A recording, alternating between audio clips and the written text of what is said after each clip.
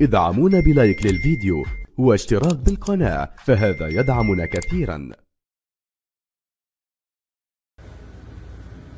بسم الله الرحمن الرحيم. اهلا بكم ومرحبا جمهور النادي الاهلي العظيم في كل مكان. طبعا دي بدايتنا النهارده على قناه اليوتيوب، وانا عارف ان في متابعين كتير جدا جدا جدا في برنامج الكرة والجماهير، وان شاء الله قريبا سنعود في الكرة والجماهير بكل قوة لمتابعة اخبار النادي الاهلي والتصدي لكل من هو يهاجم وينتقد سياسات وتاريخ النادي الاهلي العظيم. الحقيقة انا طبعا لازم قبل ما نتكلم في اي حاجة نتكلم عن اللاعب حديث الاهلاويه في كل مكان، اللاعب وسام ابو علي، واللاعب الاخر هو حمدي فتحي. طبعا الاهلاويه لازم يفهموا حاجه مهمه، ان مفيش حاجه عندنا في النادي الاهلي اسمها لاعب هيأثر على الفريق او الفريق هيتأثر باللاعب الفلاني. وسام ابو علي مش هنلومه ولا هننتقده ولا هنقول عليه خاين ولا هنقول عليه باع الاهلي. الراجل شايف ان من مصلحته انه يخرج لنادي اخر ويكمل مسيرته في نادي اخر. اهلا وسهلا. ولكن يا كابتن وسام، اللي انت ما تعرفوش ان الاهلي له سياسه بيختلف عن جميع الانديه على مستوى العالم. النهارده انت هنقول نجم كبير وحققت انجازات الموسم السابق الكل بيتكلم عنها، ولكن الاهلي ما بيقفش على حد. انت حابب تخرج، اهلا وسهلا. وهو يعني تقريبا شبه خلاص الاهلي بدأ يتفق مع وكيل اللاعب على 8 مليون ونص دولار. ممكن على حسب علمي ان هو النادي اللي هو رايح له في امريكا هيدفع 7 مليون وهو يتكفل 1.5 مليون.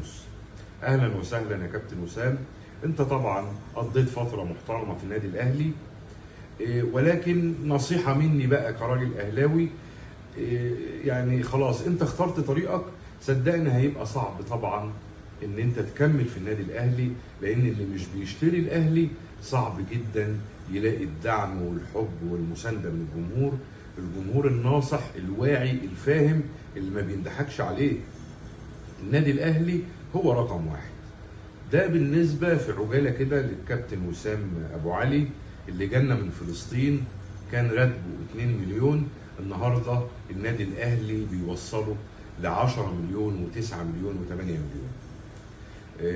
احنا مش هنقدر نقول غير ربنا يوفقك، وان شاء الله تبقى اسم وتاريخ للنادي الاهلي اللي احنا مش هنغفله، سواء انت خرجت برضاك او بغصب عنك.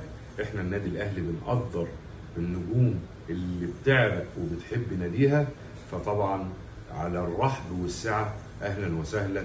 انت اخترت طريقك، ما عندناش اي مشكله، والبديل في النادي الاهلي ان شاء الله نعمل مليون وسام ابو علي. بالنسبه بقى للاعب اللي يعني بصراحه انا عن نفسي مستغرب، الكابتن حمدي فتحي. كابتن حمدي فتحي جه للنادي الاهلي، وكان من نجوم الفريق الحقيقه. طلع اعاره، فوجئنا ان الاهلي خدوا كاس العالم، لعب مع النادي الاهلي في كاس العالم. ونما الى علمي ايضا انه كان متفق اتفاق تام مع نادي بيراميدز، ومن حسن حظه ان هو بيتعامل مع نادي محترم، لان عشان حمدي فتحي ينتقل لاي نادي في مصر او خارج مصر لازم موافقه النادي الاهلي. وانا بشجع مجلس اداره النادي الاهلي وبحييهم جدا جدا على الطريقه والاسلوب اللي بيتعاملوا بيهم مع لاعبتهم. وان شاء الله دايما الاهلي ما بيوقفش على حد، وحمدي فتحي في طريقه فعلا للانتقال الى نادي بيراميدز.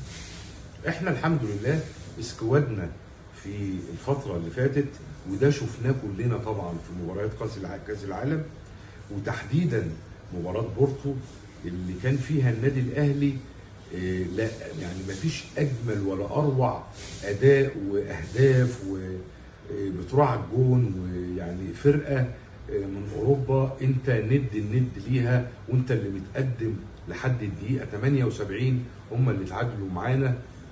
وطول الوقت الاهلي مقدم مباراه جميله ان شاء الله بامر الله. كل التوفيق للنادي الاهلي في المرحله القادمه. احنا بنستعد الان لمعسكر في الاراضي التونسيه، يعني ممكن نلعب مباراتين او ثلاثه، هو لحد دلوقتي مباراتين. ان شاء الله هنغطي معاكم المباراتين وهنشوف الاهلي العالمي. الاهلي العالمي ركز، سيبك بقى من اي حوارات.